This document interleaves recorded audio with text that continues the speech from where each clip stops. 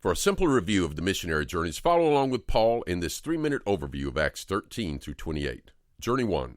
Called out from Antioch of Syria, Barnabas and Saul, also known as Paul, sailed to Cyprus with John Mark as an aide. They worked westward till Paphos, where they had given an audience with the Roman proconsul Sergius Paulus. A false prophet in the proconsul circle tries to interfere, but the proconsul believes. Sailing north to Perga, John leaves for home, but Paul and Barnabas continue on to Antioch of Pisidia, where Paul preaches Christ in the synagogue. On the next Sabbath, with many pagans coming out to hear, synagogue leaders rise in opposition. Paul then turns to the Gentiles, and the word spreads widely. Eventually, synagogue and city leaders cast Paul and Barnabas out of the city, and they move on to Iconium, where many Jews and Gentiles are converted during an extended stay. But when enemies plan to stone Paul and Barnabas, they escape south to Lystra, where Paul heals a man crippled from birth. Amazed, the locals presume them to be gods and ready a sacrifice, which they refuse.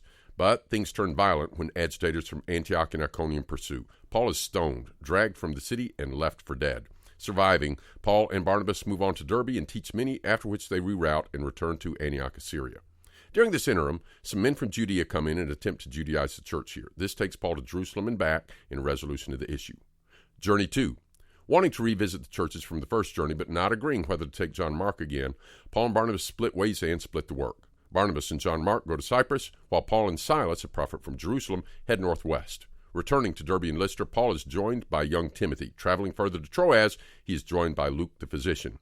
Sailing to Macedonia, they come to Philippi, where Lydia, a woman of means, hears the word, believes, and is baptized. Later, Paul and Silas are beaten and jailed, but before morning, the jailer himself hears the word, believes, and is baptized. Coming to Thessalonica, Paul faces synagogue opposition but has a productive work.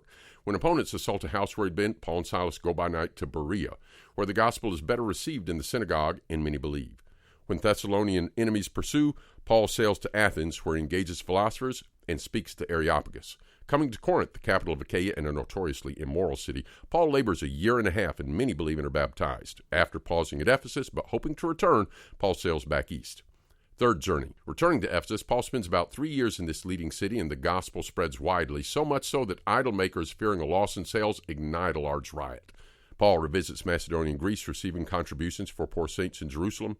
Discovering a plot is against him as he's about to sail back, Paul reroutes to Macedonia. Luke rejoins him as he sails to Troas, and he meets with the Ephesian elders at Miletus. Then, despite warnings of his impending arrest, he returns to Jerusalem, where he is falsely accused, imprisoned for 2 years in Caesarea, appeals to Caesar, and sails through storm and shipwreck as a prisoner to Rome, where he continues to teach and write. And that's where the book of Acts ends. See 3MinuteBibleStudy.com for more videos.